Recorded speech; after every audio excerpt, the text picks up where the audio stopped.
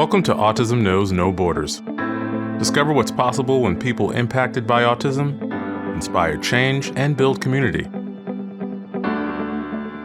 Together with the Global Autism Project, here's your host, Rachel Harmon.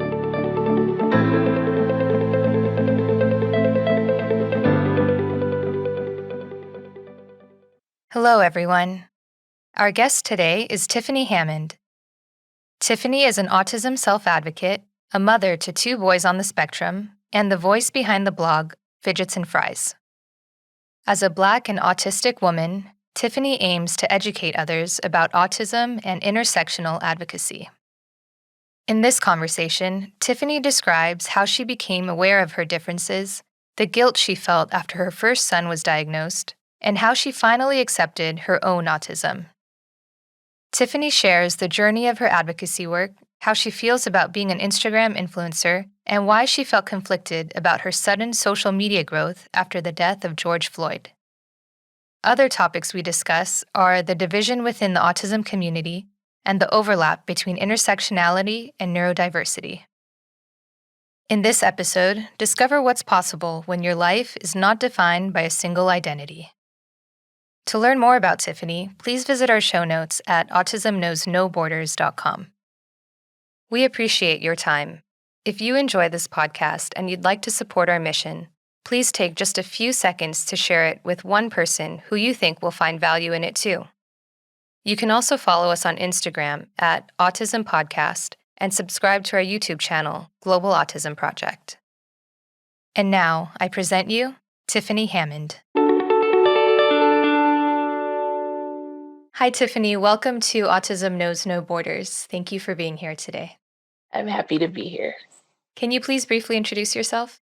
I'm Tiffany Hammond. I am the voice behind Fidgets and Fries. I'm an autistic self-advocate, raising 2 autistic boys, and I use my writing to tell stories, to educate people on what autism is, how it looks, and I am an advocate for all people, and I just educate people on how to make sure their advocacy is intersectional and including everybody within the group and not just certain specific presentations of disability or autism. And yeah, that's it. Great. So when did you first discover your own autism?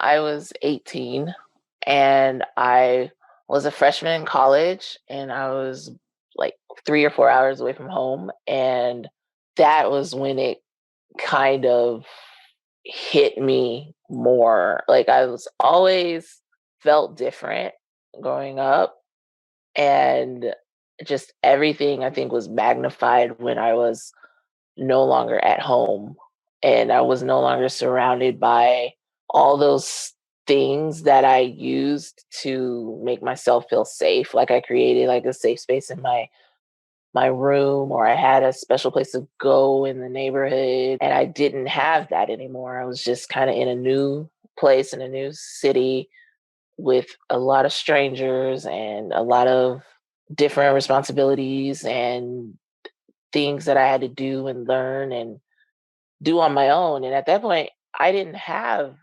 a diagnosis, of autism. So I didn't have the supports at school that probably would have helped me. This was just kind of just there. And I lost a pin, and it was like a really, really special pin to me. It was like one I had forever. And it had a troll topper. And you probably could have found that troll topper somewhere else, like online or somewhere, but this was my troll topper. It was special and I loved it. And I lost it at school, and I had in the most scary meltdown that I've ever had. And it made me miss class and a test, and I knew I had to take that test, and I knew I could pass it, and I just couldn't go because I didn't have that pin. And I needed a note for missing class and missing that test. And I learned from other students that it was easier to get in with psych services than it was to get in with the regular clinic on campus. So I just made an appointment, and it was same day. And while I'm in there filling out everything and talking to the psychologist and stuff, and he just stops and he says, "Have you been looked at for Asperger's?" And I was like, "What is that?" And in the back of my head, I knew what he was saying because when I was diagnosed as depressed at age 16, that psychologist mentioned it as well. But it wasn't something that I was willing to explore further. It was just, I don't actually even know. I was still like kind of a kid then. And so a lot of it kind of went through your parents Mm-hmm. and things like that. So I don't actually know what all happened in that instance, in that situation, and why I didn't really fully go any further with that. I just knew when I was 18, this guy was telling me about something that I had heard a few years prior. And I just was like, no, I never heard of that. And Mm-hmm. he's like, well, let's just go and here. And he gave me a stack of evaluations. It's like, okay, whatever gets me the note so I could turn it into to my professor. So I filled out those. He went through some of it with me. He went over probably a few of those evaluations, and then the rest he said he'll get back with me later. So he gave me my note. I turned it in. I want to say like a week later, he called me. We went over everything, and he said, "I'm going to give you this formal diagnosis of Asperger's syndrome." And I was like, great. So now my anxiety has a weird name. So, like, that's what I was thinking. It was just like a weird type of anxiety. And I was like, this is typical of my life. Like, this is just okay. I can't even be regular anxious. I have to have a special name for it. And so he's explaining it to me, and it's like going in one ear and it's kind of going out the other. And I'm just like, okay, whatever. So I took the diagnosis. I told only my grandma. I did not tell my mom. I did not tell my sister. I did not tell anyone. Why not? I don't at the time, I don't know. I felt like, and it's not like I'm not close with my mom and I'm not close with my sister. Like we're incredibly close. I think I just felt like my grandma would understand more because she was more understanding when I was going through those like periods of my life that people didn't fully understand me, or they called me quirky or weird Mm. or lonely, a loner. It's just all of those things that people would just like kind of hurl at me. She understood and she made me feel better about it. And it was just kind of like easier to talk to her about those things. I think it was just because she didn't live with us. So it's kind of like I can, you know, offload on her, just give her like just everything, and then it could sit with her at her house. I can unpack it with her, and she's Mm. not at my home. And then instead of unpacking it with my mom or like my sister, and then they have it in their head and it's just there. And then I didn't know if they were gonna like constantly remind me of this, or they were gonna treat me differently because of it, or what. It was just easier to just I'll tell her. I needed to tell someone. I didn't want to tell everyone, but I needed to get it out of me. And so I told her, and she just said, that makes sense. And then that was it. She just moved on. I was like, oh, okay, that's pretty easy. And so, like, I felt like maybe I could tell someone else. But it took me a long time to find somebody else that I could tell. And I told my husband, well, at the time he was my friend, but I told him. But I think I had a different reason for telling him. I think it was just kind of like trying to push him away because I wasn't really good with talking with people or interacting with people. And then here's this guy who like actually seems like he wants to know me, Mm-hmm. but I don't know what that feeling meant. Like what that all involved. It just felt taxing. It just felt like I got to use all of this words, so like all of these to talk to this person, and he always wants to know more, like and more, like, and it's just like, Right. oh, How did he respond when you told him that? and he responded just like my grandma did. It was just like I told him, and he was just like, "Oh, okay. Well, you want to go to McDonald's?" And I was just like, "Oh, okay."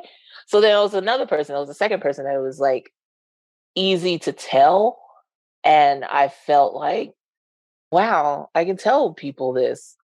But as I was like gearing up to tell other people, that's when I started to realize that the world wasn't as kind or accommodating as my grandma and my now husband was. It was a lot. I would see the people make fun of the other people for just thinking they had a diagnosis, like in class.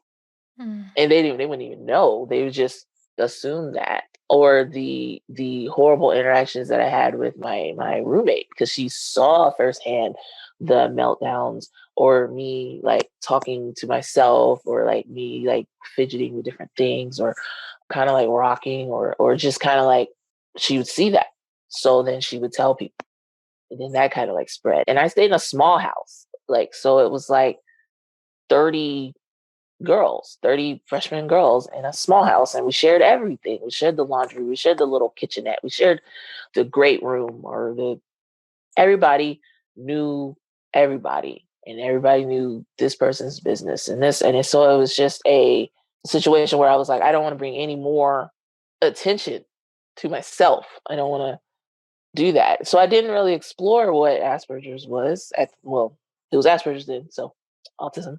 But I didn't explore what that diagnosis meant. Like, what does it actually mean? Like, why do I feel this way? Why do I have these sensory issues? Why do, at that point, I'm just still thinking it's just this weird anxiety that I'm having. It's just, that's all it is. And all I got to do is just treat the anxiety, and then I'll feel better, you know? And so I didn't really Mhm. like go into what is this? What does it mean? You know, and how does it affect my life? I didn't do that. When did that change? Huh. I want to say when my oldest was probably 9. Okay. It took that long. It took that long. And how many years after your diagnosis was that? Probably almost a decade or so. Wow, okay. Was it like a some kind of denial? Yes, it was denial, it was fear. I think I felt almost more comfortable before I had kids with telling people, like I was building it up. I think I told like a couple of friends maybe before I had my oldest. And he was diagnosed with autism at 17 months. Mm. And then that's when I went into full sadness.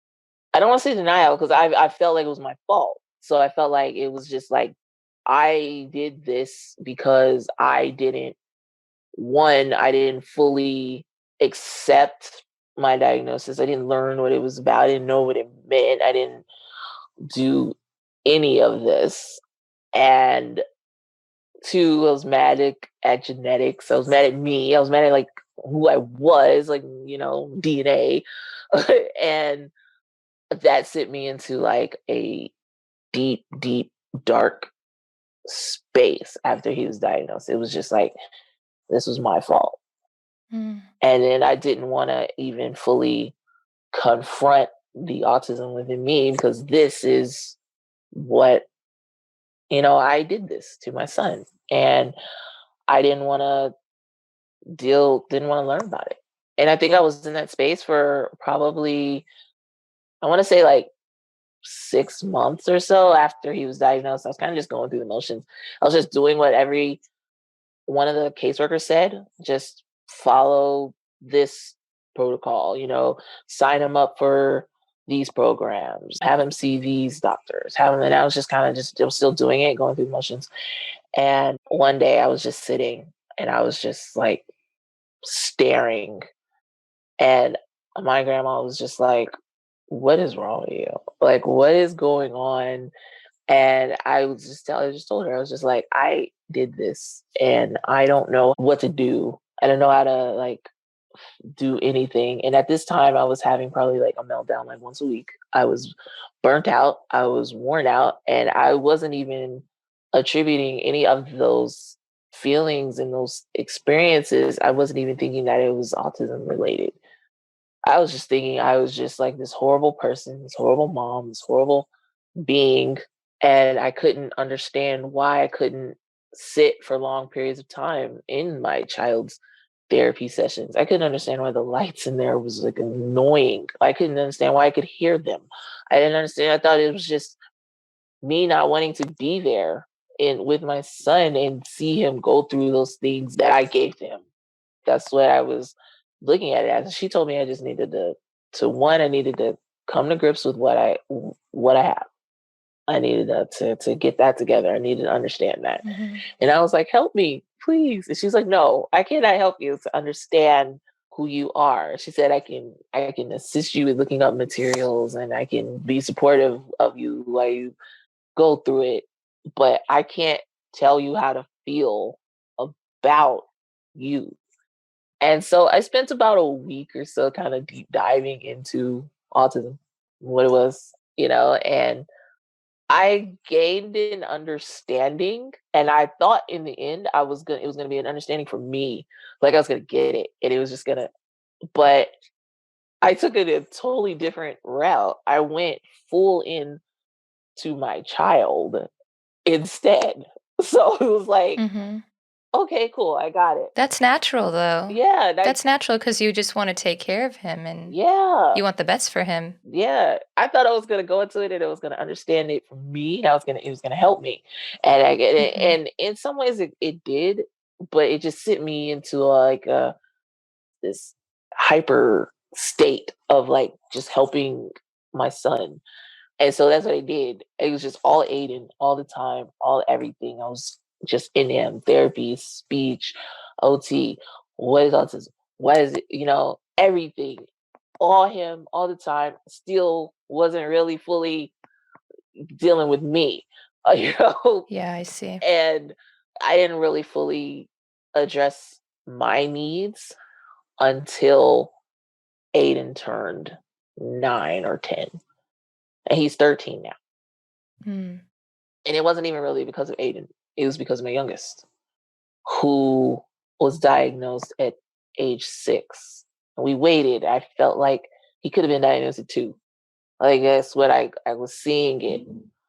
And even though he's verbal, like very, very verbal, I was seeing everything else. And in JoJo, that's my youngest, I see me so much.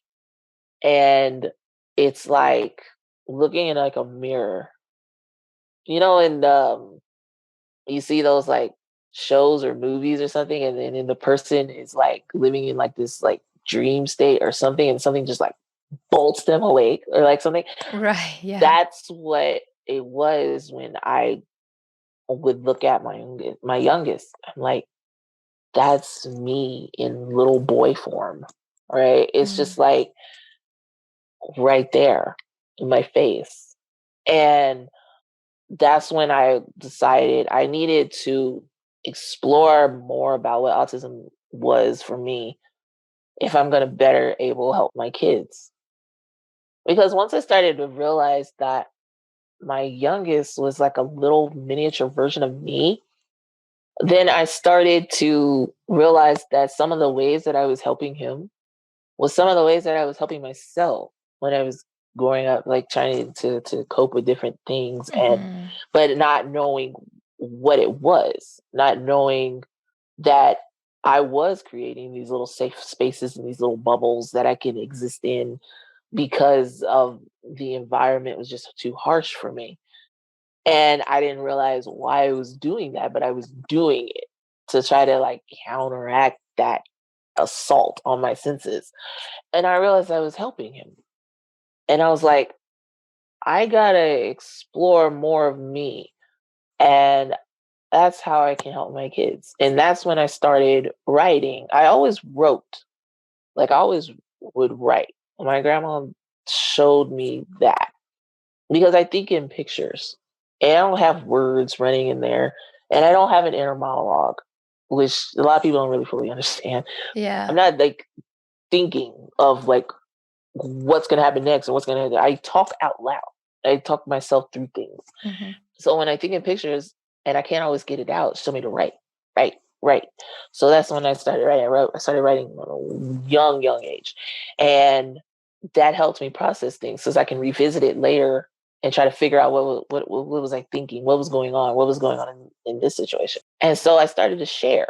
I started to journal what I was experiencing myself and what I was looking at within my children, and I would write it. And I had these journals, just full of journals. And then one day I was like, I don't know, what made me decide to share one, but I did.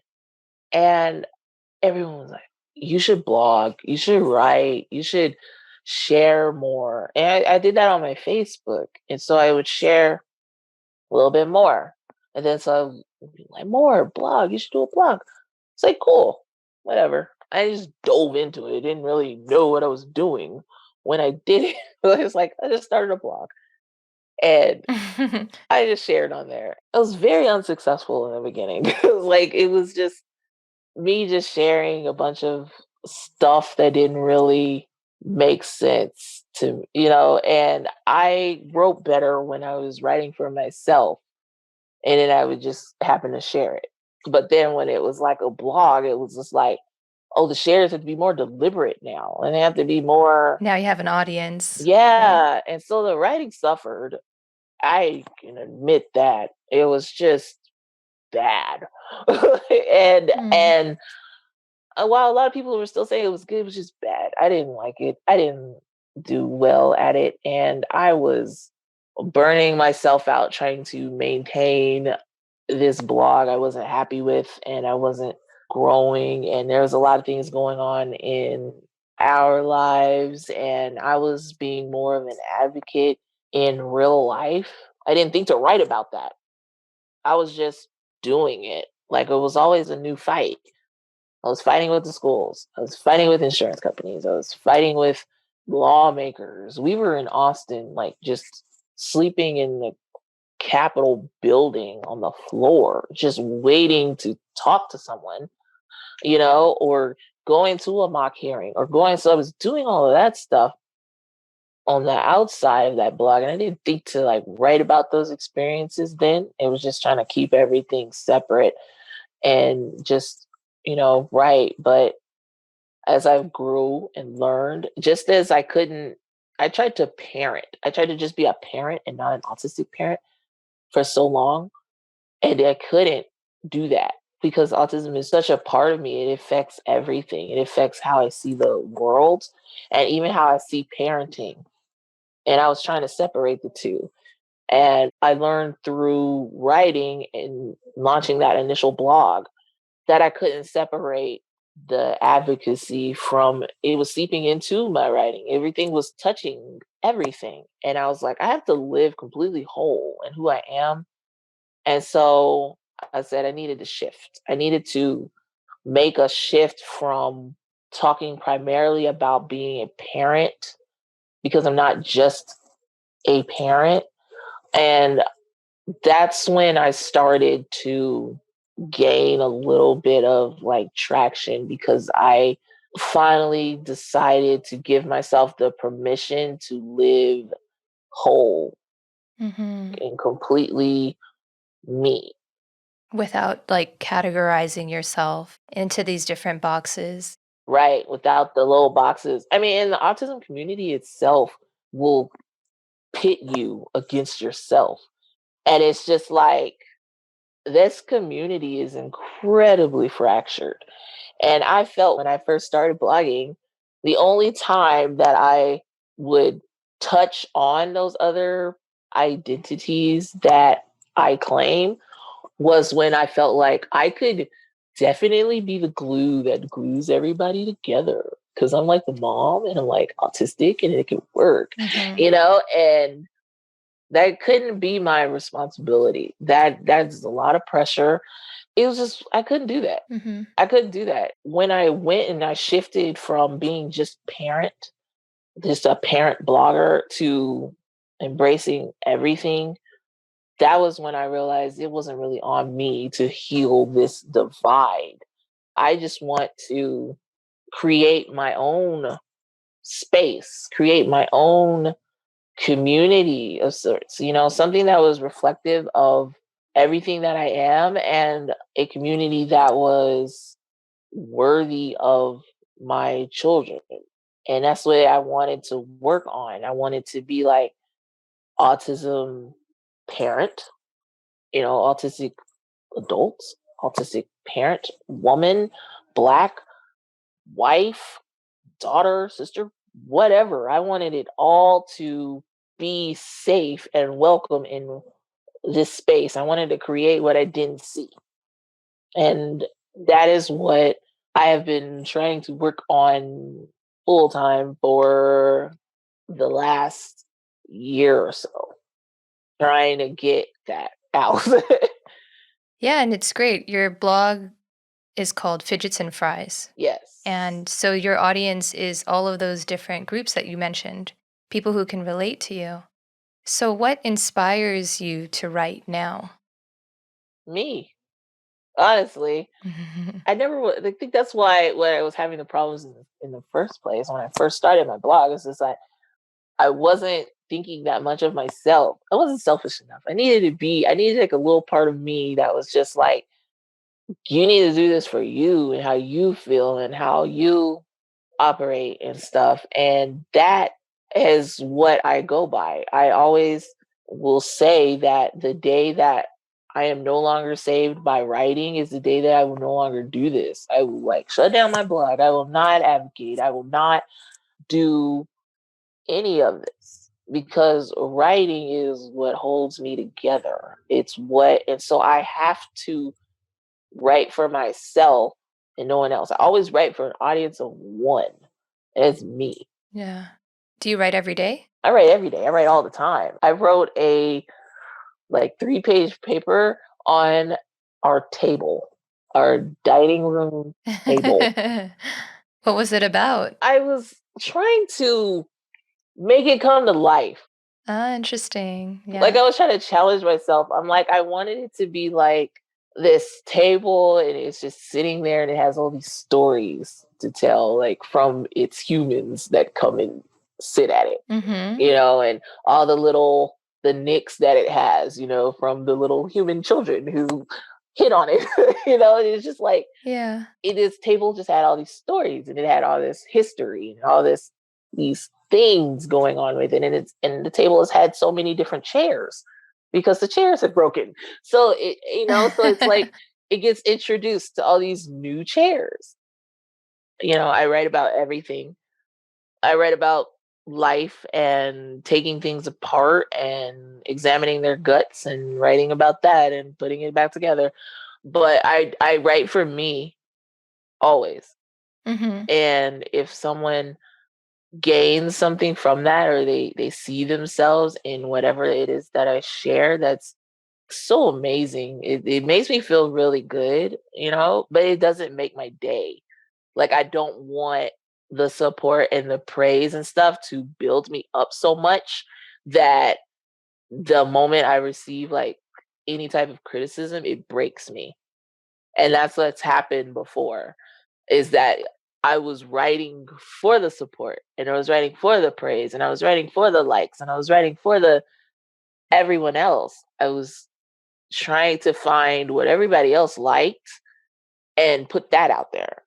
And I wasn't writing for me. And so when someone didn't like something that I put out that I felt like they would like because I was catering to them, that broke me. Mm. It like completely sent me into like this dark place. And so I always make sure that I write for me. I have to like and love what I put out there because it's mine. And I build myself up. And I build myself up so big that if anybody doesn't like what I have to say, I'm not broken by that. This is me. This is me and my life. And you could disagree with it, but it won't matter. That's a powerful place to stand. Yeah.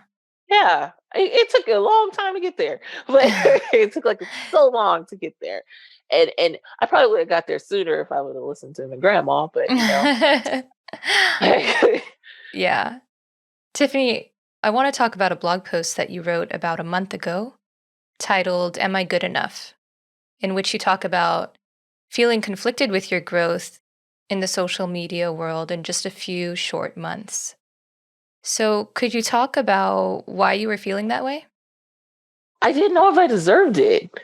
Like I was angry when I wrote it. It was like anger, and it was kind of mixed with a little bit of sadness and mixed with some frustration. And I was angry at everyone, and I was angry at myself because I was angry and I didn't know if I should be. And it was like me spending like 3 years or so. Like I didn't just start this. Like I spent 3 years screaming into like the wind, I guess, about the issues that hurt us as not only Black Americans or Black people or Black disabled people or Black autistic people, just all of those, and no one was really hearing me, and no one was seeing me, and no one was understanding that pain and that I was going through, and they didn't get it. And I was spending all those hours in those hallways sleeping to talk to legislators, to tell other people's stories. I wasn't there to tell mine. I wasn't there to tell my kids. I was there to fight for other people who did not care about me. What were you fighting about specifically? Oh, for starters, that Medicaid wait list is ridiculous. The waiver, that was Mm. the main thing I was down there for. Also, there was another waiver program, the MDCP, Medically Dependent Children's Program, I believe that's what it stood for. And my son used to be on it. And then they made cuts. And so many children got completely kicked off of it. Mm. And for my son to qualify in the first place for it, even though he definitely needed it, the nurse that came out had to almost jazz it up, had to make him even more disabled to get it. So those were the main things we were down there for. And I'm down there with a collection of stories from other families whose children has been kicked off, whose or their services have been cut. And we're down there with a stack of stories, and one is mine, and like the 2 dozen more are not. And we're speaking on their behalf, and we're attending the mock hearings, and we're learning all that we can. Me and my husband. And I am sharing our experiences that are unique to us as Black disabled people and families, and it's nothing. And you hear nothing, or when they do comment, they're like, um, well, I don't think it's a race thing. I think that we just need to all stick together and it's going to all work out. They don't help disabled people in general. And I'm just like, okay. Mm. And it was just, that's the same thing you get the entire time. And I was writing about that, and nobody was really hearing it. Nobody was getting it, except for the few people that did follow me at that time. And then George Floyd happened, and he was murdered. And they went through that period on social media. They were like, well, we need to amplify Black voices and listen to us. And they blacked their squares and things like that. And so they started sharing my stuff a lot more. And so I think it reached somebody. I don't know who it reached, but it was somebody who had like a lot of followers. And then they shared it. And then so I started getting more and more people coming to my page, and it just kind of like blew up from there. And I didn't know how to handle that. I wanted people to hear me.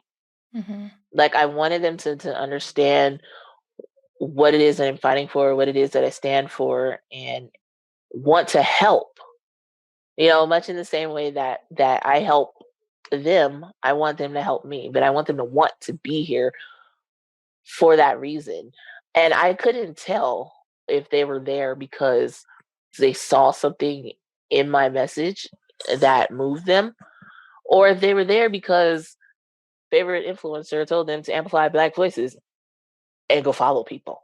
And I did not know that. And that's what that piece came from. Is it was because I was saying that from a very young age, like we're taught that we have to be twice as smart, twice as fast, twice as brilliant, work twice as hard at everything. You mean because you're Black?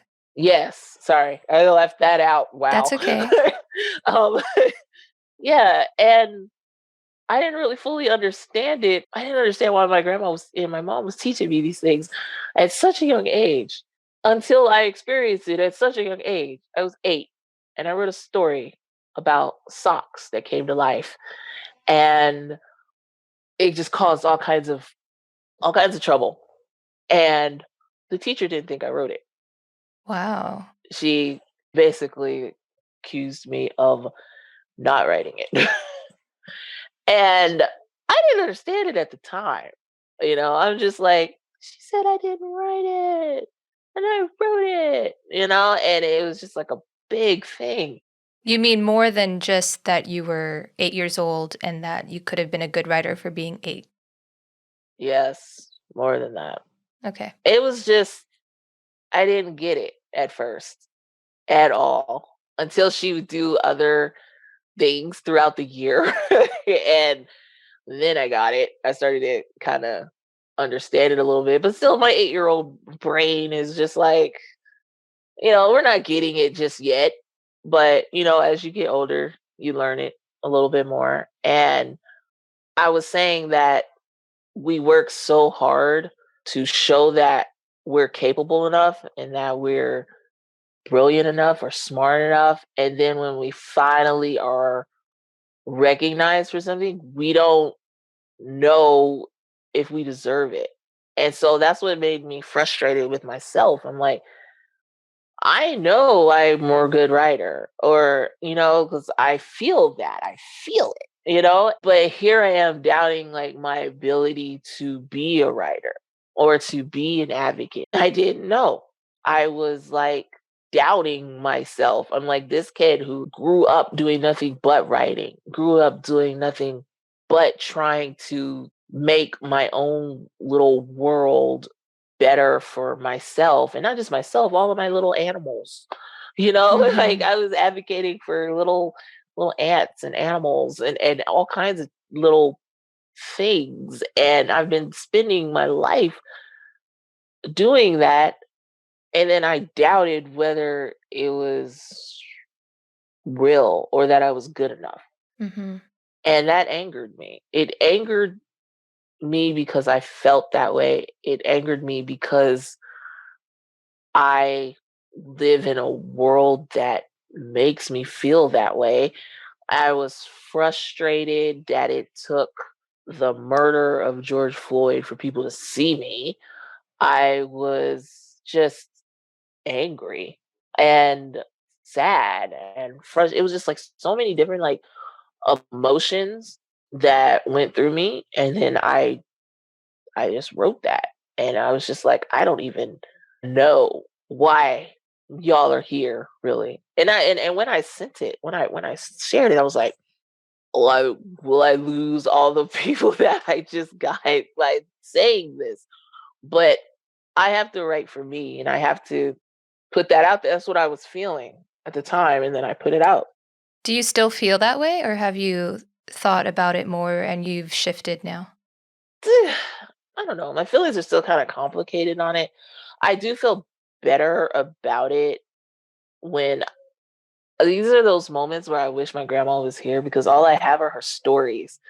And so I just kind of think back on something she told me one day when she said something else might have gotten someone in the door, but you made them stay. Mm-hmm.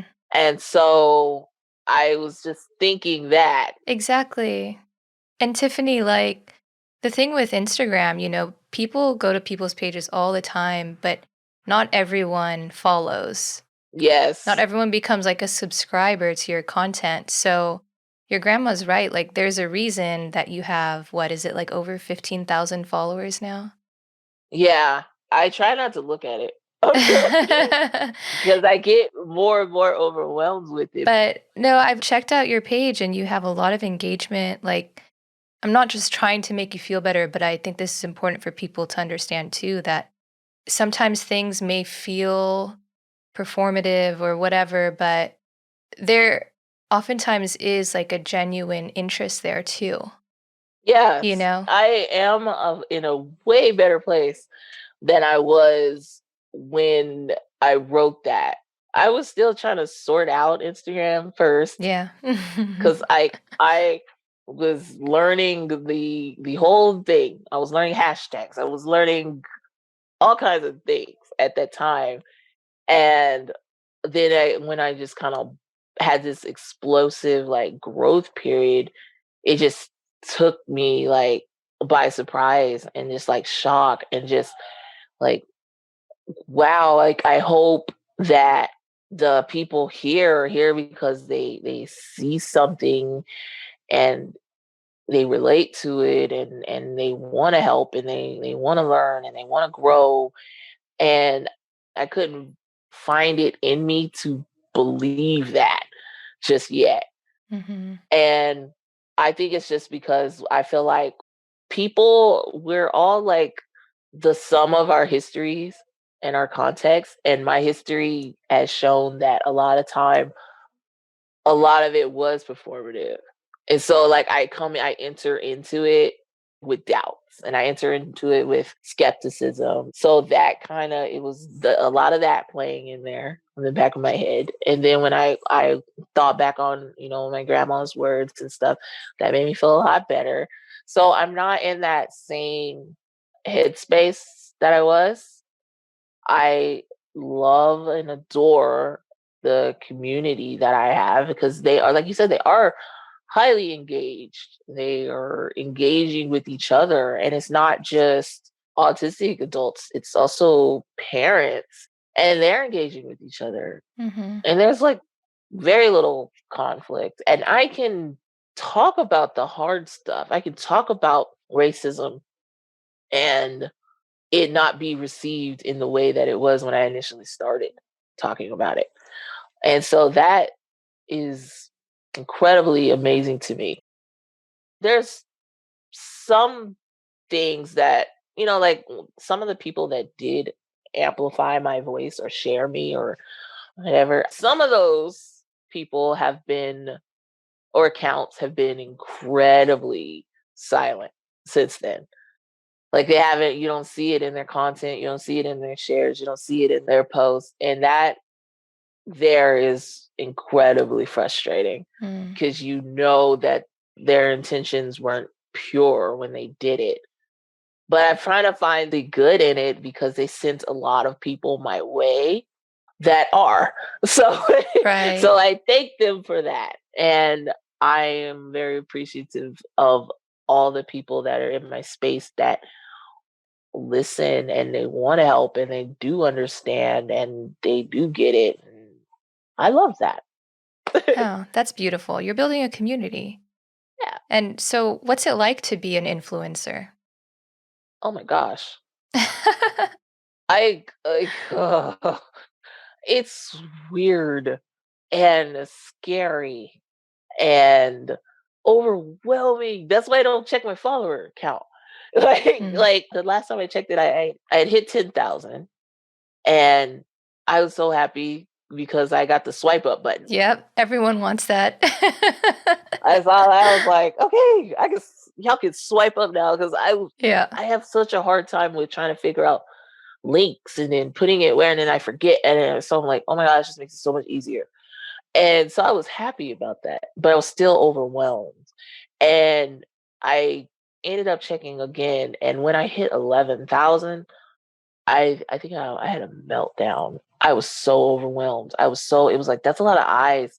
Mm. That's a lot of people. That's like a lot. Like, I had to have my husband had to talk me off of talk me down, like bring me down, because it was just like so much. And I was like, I'm not checking the count anymore. So I haven't. Okay. I was not going to check it. And then I accidentally had to check it because I had to change my bio link. And so then I saw it again. I was like, oh my gosh. So like I'm trying to like practice like the breathing techniques they teach you in therapy and not get so overwhelmed by it. And then I get the messages. And then so I try to read every single message that I get. And then I try to respond to every single message that I get. And when I respond to them, the reactions that they have, and then that sends me into like even more overwhelmed because they're like, "Oh my gosh, you responded! Oh my gosh, I can't believe this!" Like starstruck. Yeah, and then I'm just like, oh, like paperback reading, like 'cause I go overwhelmed, and like some will send like the video messages so they don't like type, and they're crying. Wow. That just shows the impact that you're having on them. That's amazing. That's what my husband said, and I'm like, I like it. And then I'm like, oh my gosh. Like I'm happy. And then I'm like overwhelmed at the same time. It's like hard to describe the feeling. Do you feel some pressure that you need to live up to some expectation? I do. I do sometimes. Mhm. I feel like sometimes that people expect me to always be happy or like always positive about everything. And I'm not always happy or positive. I actually like that about your account though, because you keep it real and you talk about the struggles. And that's actually what people can really relate to, like that vulnerability. Yeah, I had to add that in there because I went through a period where it was like happy. I went through like it was all happy, and I was like, gosh, I'm not this happy. I'm really not. I'm like, people are not this happy all the time. And I get into these states though where I am happy so much, and I'm so happy to the point where it hurts. And I think that's probably a symptom of my diagnosis. But I want to keep it kind of like a balance. I don't want people to be in these dark spaces because of ableism or because of how disabled people are treated or because of racism or because I cannot live in those spaces for too long, but I do want to show that there are a lot of challenges in our lives. There are a lot of struggles that we all face, and I want to be able to balance that well without having it overtake my message. I don't want to. I go to some people's accounts and it's just like I just want to cry, like the entire time. I want to cry, and I don't want to be like relatable in that way. I want to show happiness and positivity, but also, we got a lot of work to do. There's a lot of things we need to fix. And so I try to do that. I hope that it comes off like that. I know to some parents, because I do get their messages, sometimes they feel like I'm too positive with autism. It's like you can never win, right? Like someone's always going to say something. Yeah, It's like you're damned if you do, you're damned if you don't. right. And what's weird is like I actually understand what they're saying. I get where they're coming from. And I think that also helps me though, because I think that being a parent and being autistic, it helps me a lot to kind of understand their perspectives. Most of the parents that do send me the messages that say that, they do still love and appreciate my content. You get those few that are a little bit, really Mhm. angry about it, and they want to be where I'm at. They want that. And it's just they aren't quite there yet, and they're just looking for like some guidance or some help. So I definitely understand those parents a lot. And those Mm-hmm. parents do need our help and they do understand their struggles a lot. So I love them too. Yeah. So, Tiffany, I want to go back to what you were saying about, that intersectionality of the minority groups. And you recently posted something on Instagram about not feeling completely comfortable in the autism community, and the same for the neurodiversity movement because of these gaps in inclusion and diversity efforts. Yes. Could you elaborate on that? That was inspired by a lot of like late at night, because I don't sleep much. And I will travel down the rabbit hole that is Instagram, and I will read accounts and I will read comments and I will read because I try to get inspiration, or I just try to see what everybody's talking about, what's going on. And I see a lot of like inclusion and I see a lot of diversity posts and comments. And then I'm in my head, I'm like, we do not implement those very well.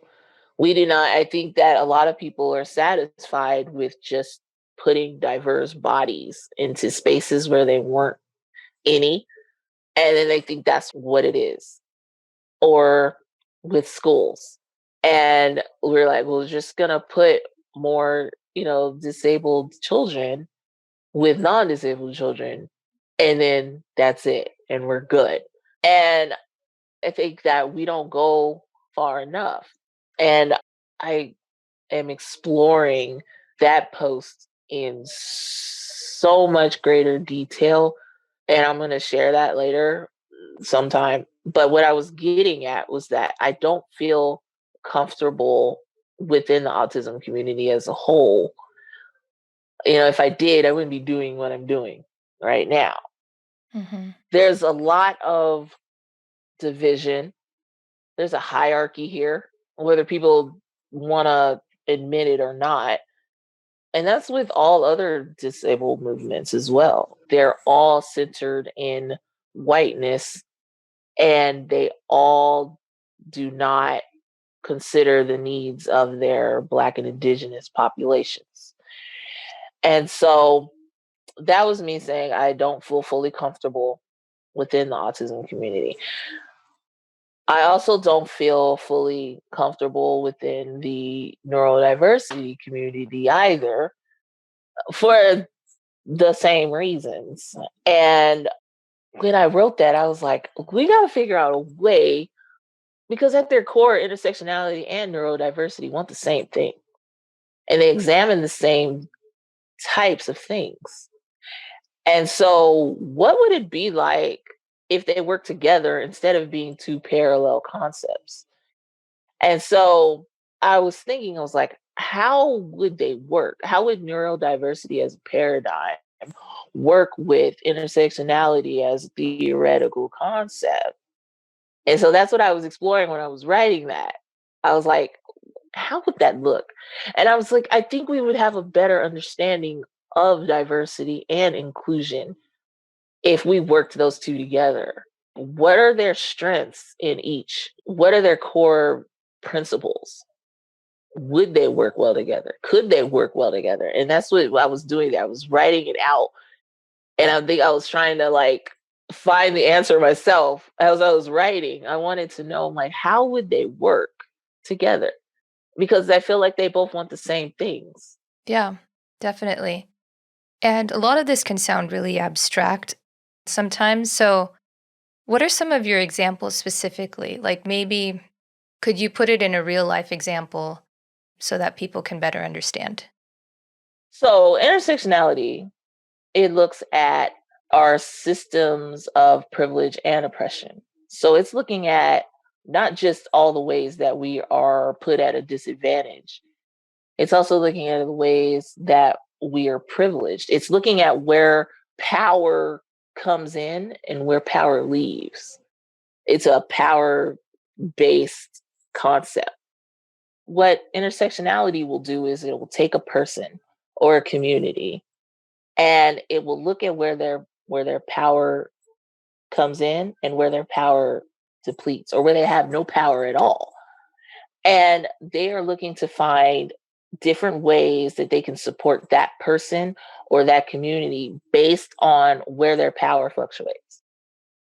Neurodiversity does similar, but in a kind of like a little bit of a different way. So what they are looking at is they're looking at how our brains operate and how it works within a society who mostly disables us because of how our minds work or because of how our bodies work.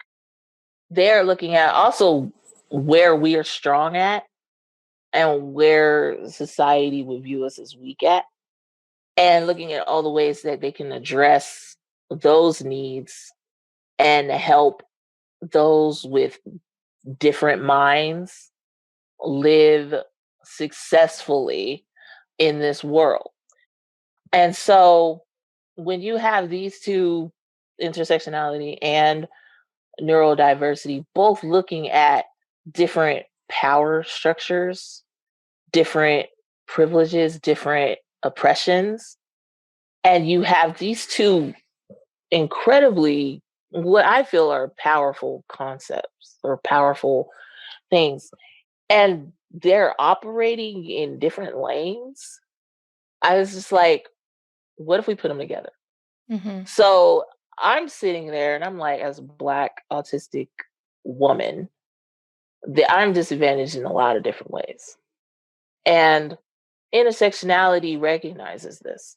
It shows where my power lies, and it'll show me where it doesn't. What can be done to fix that? You're looking at a Black child who's autistic, who will be diagnosed at a later age than a white child with autism. Excuse me, if they're diagnosed at all. But sometimes they're misdiagnosed. Sometimes they're not diagnosed at all. And sometimes they're given diagnoses of ODD Yeah. or just simply ADHD. If even that, a lot of times we don't even get one, or they're diagnosed far later. So they're missing out on a lot of vital early intervention programs. They're missing out on a lot of services. Schools will suspend Black children at higher rates, expel them at higher rates. So then they're also missing out on services and supports there. So intersectionality will look at what is happening here and they'll attempt to address that. Neurodiversity also does a similar thing. They're looking at their minds. They're looking at how their minds operate. Why is it that this mind is treated so differently than every other one? Mm-hmm. What is it that can be done to address that?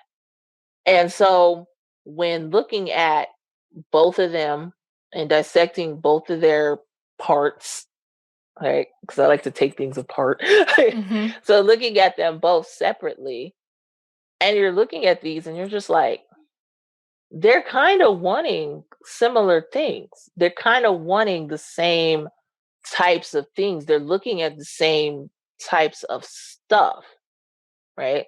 Mm-hmm. So why not try to figure out how well they could intersect? And a lot of times people don't really look at intersectionality from a disabled perspective. See, a lot of times disabled people are left out of like a lot of conversations, majority of conversations, really. But then you have the neurodiversity movement, and they're not always looking at race. They're usually just looking at neurotype. They're usually just approaching the issue as a state of how our minds are operating. They're just usually approaching it from me just being autistic. Mm-hmm. So they're looking for solutions on how to help me as an autistic person. And then you typically neglect that I have these issues coming into me as being a Black person as well. So we need to introduce both, because a lot of times neurodiversity isn't intersectional that much, especially when it cross sections with race or gender or sexuality. It's a large focus on a neurotype, how our brains are, and how we are disadvantaged in a society that leverages normal brains, quote unquote. um, Yeah, you're bringing up a lot of great points, and you're creating that space, like you're saying, through your blog. Yes. You're inviting the different angles to shed some light on areas that maybe weren't.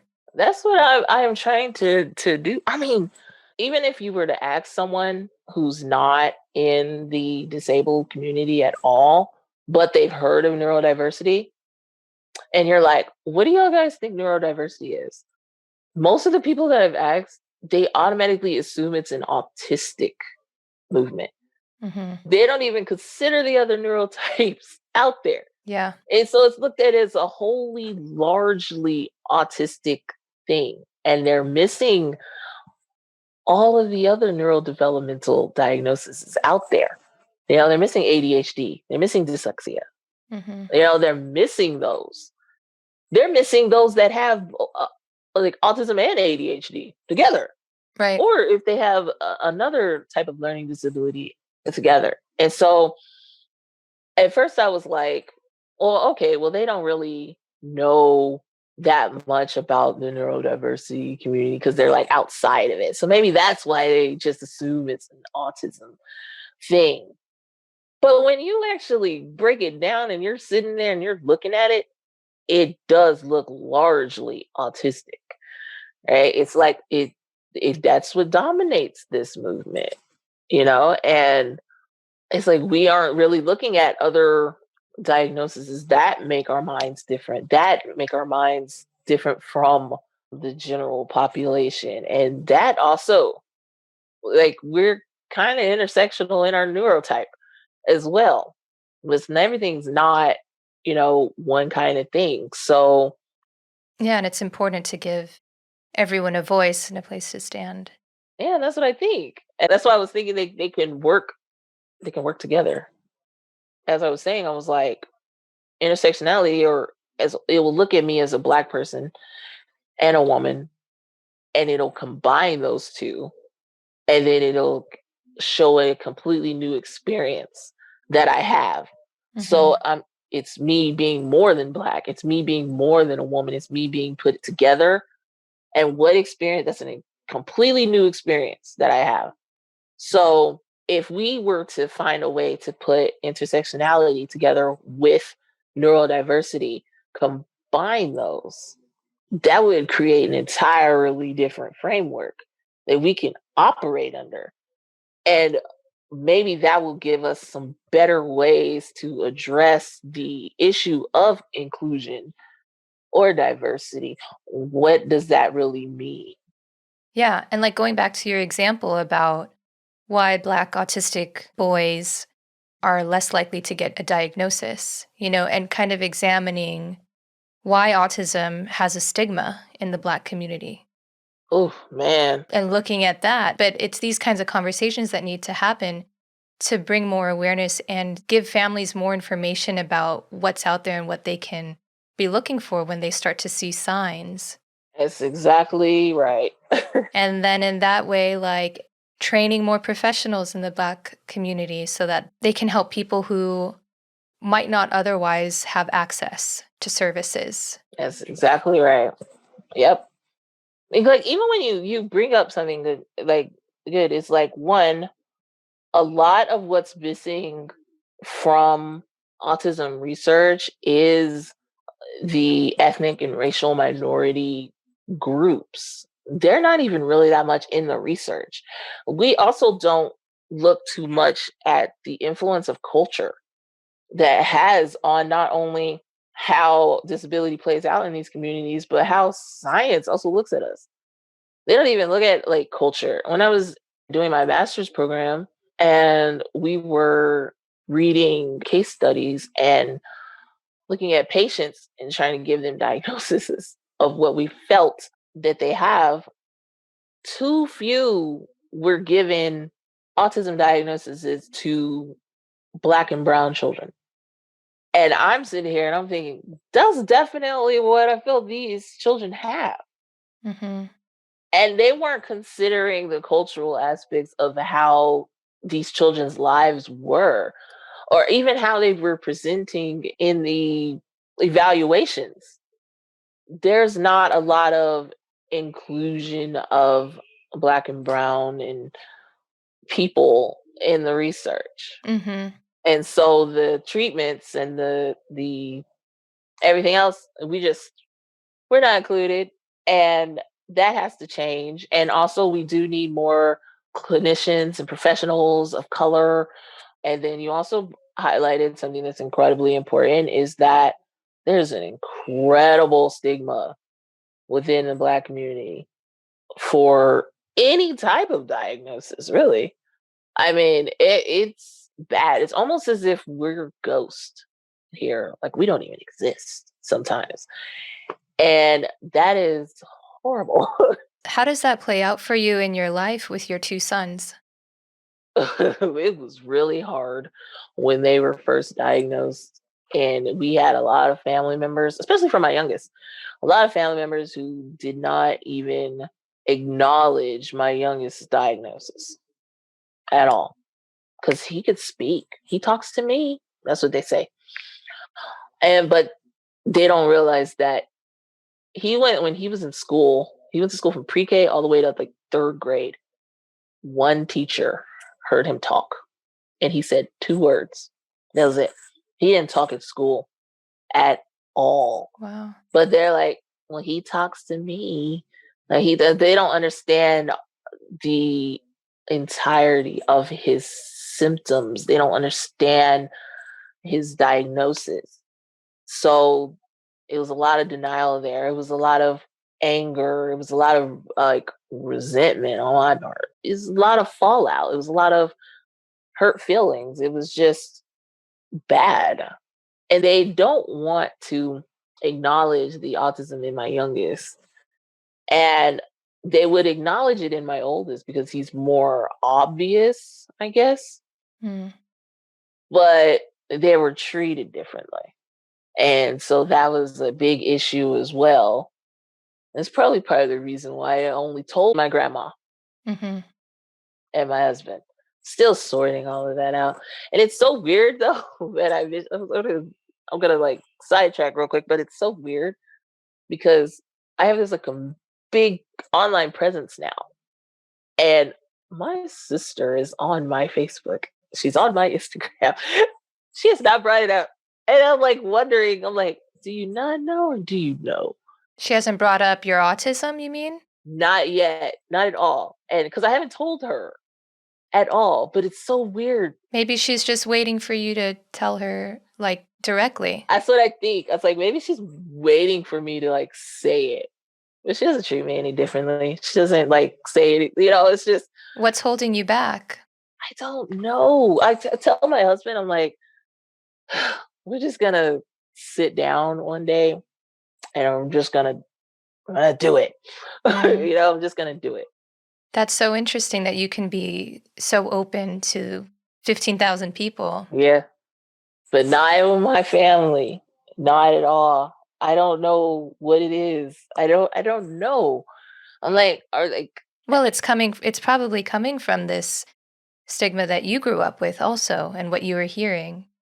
yeah, it wasn't easy being a kid. It wasn't. And that's a lot of the reason why I treat my boys the way I do and why I share about them the way I do. Because it was not easy to be a kid and then not know what it was about you that was different or why everything was weird for you. Like why the experiences were just different and he didn't know why. Right. Have you explained autism to your sons? Yes. Well, it's a little challenging to do it with Aiden, but I still do it. I talk to Mm-hmm. him just like I talk to Jojo, and I talk to him like he's anybody else because I feel like he understands me. So, but I keep doing it. It's so hard though, especially with my youngest. It's so different. I revisit it every once in a while. Sometimes he doesn't want to talk about it. He's just like, no, I don't want to talk about it. I don't want to talk about it.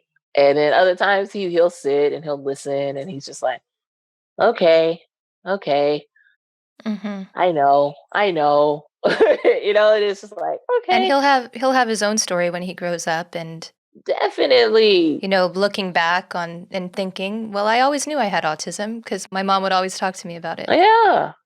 That's what I try, and I would use different like stories, and I'm like, you're just like me when I was like little and stuff. And he's like, so like, okay. And I went and got reevaluated. I went for something else, like because I just wanted to see, what was going on. Like I felt depressed. But I was diagnosed with depression when I was 16. But I was like, let me go through this again because I don't have any medications or any therapy or whatever. Just let me just go and see if this is what is wrong with me. So I went and got reevaluated again earlier this year and stuff. So I got my depression, and and I got dysmorphia or something like that. I forgot what it was, but it was something else. And got my autism again. So so I'm showing him my paperwork because I actually had paperwork this time. Like I had my diagnosis I carried with me for so long, and then I finally lost it in a move, like 4 or 5 years ago. But so I have this new paper, and I'm like showing my son Jojo. I'm like, look, this is my diagnosis. This is what he says, and all he said was, "Hmm, all of that. Your packet's bigger than mine." I was like, but mine. I said, this is background. There's background in here, and he's like, the background's only half a page, mommy. I was like, okay, okay, fine. Smart boy. So he's getting a little bit more comfortable with it. And not fully. He still wants to be, just JoJo and everything. And he's not a identity first person yet. So he would not like for you to say he's autistic. Mm-hmm. He would like for you to just call him by his name, and you can say with autism, or he has it. He's not there yet. That might change in the future. It might not. I don't know. I used to be a person first person whenever I did say it. So like everybody goes through their own. Mm-hmm. And there's no right or wrong. Yeah, It's just whatever you're comfortable with. it's what he likes. So every once in a while I bring it up, but Yeah. Well, Tiffany, I do want to be mindful of the time because I feel like we could just keep chatting forever. You're really fun to talk to. thanks. And it's funny that earlier you were saying that you haven't done so many podcasts yet, although you've done a few now, but you like to write more because you think that you're a better writer. But I think you're a really great speaker. So Thanks. I encourage you to keep using your voice to spread your message. But I do want to close with one last question. What advice would you give to other autistic mothers? Ooh, definitely take time for yourself. Definitely like lean into those feelings that you have. Like don't push them aside. I know that's like the first thing you want to do because you're like a mom, you're a mother, you want to always put your kids first. You want to always put them above everything. But doing so is in the long run hard for neurotypical moms, but it's like even harder for us because if we do not allow ourselves to feel what we need to feel or take the time that we need to take to process everything or anything around us, we will burn out or we will melt down. We're no good to our children or anyone else. We're not even good to ourselves. Mm-hmm. And I learned that the hard way a lot. But that's probably like my biggest thing is to definitely just take care of you and listen to your body.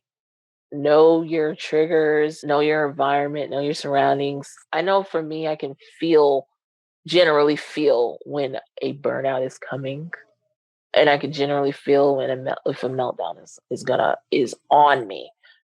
Not always, but a lot of the times. And then so I'll try to, take a step back, try to figure out what's going on, figure out those feelings before it happens. So that's just probably my biggest advice. Yeah, well, that's great. That's really helpful, I think, for any mother that's out there. All right, Tiffany, how can people learn more about you?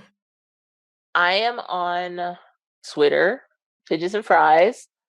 I am on Facebook, Fidgets and Fries as well. I'm on Instagram, Fidgets and Fries. There's a period between each word. And I also just finished my website. So it's fidgetsandfries.com. So I'm on there.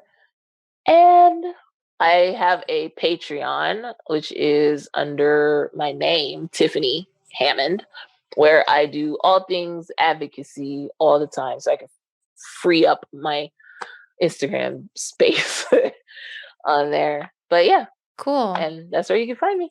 I'll put links to all of those in our show notes. Yay.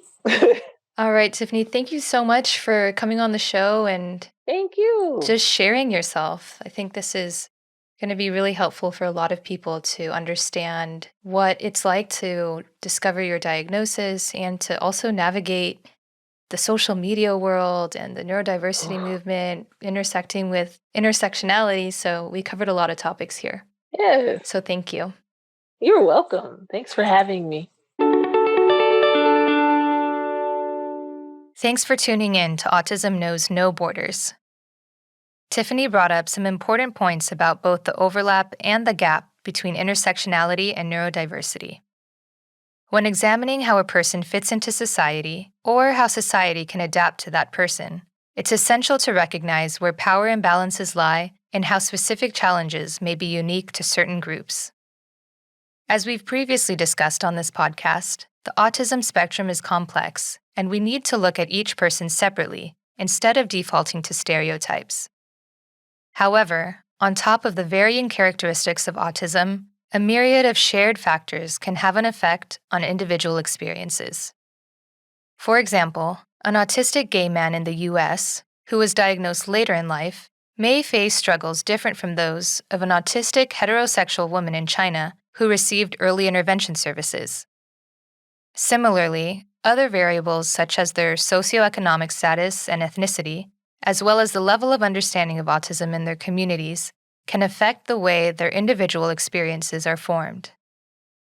Continuing to identify these differences and similarities will allow for more targeted solutions so that more people can have access to education, services, and a better quality of life across the board. In order to cultivate a community where all voices are heard, we need to start by paying attention to what they have to say. Thanks for listening. Take care. You've been watching Autism Knows No Borders. If you like this video, please give it a thumbs up and subscribe to our channel. Also, we'd love to hear from you, so let us know what you think in the comments section. Click here to watch another interview from our podcast. You can also find us on your favorite podcast app. Tune in each week for engaging conversations of how people across the globe are inspiring change and building community. Thanks for watching. Take care.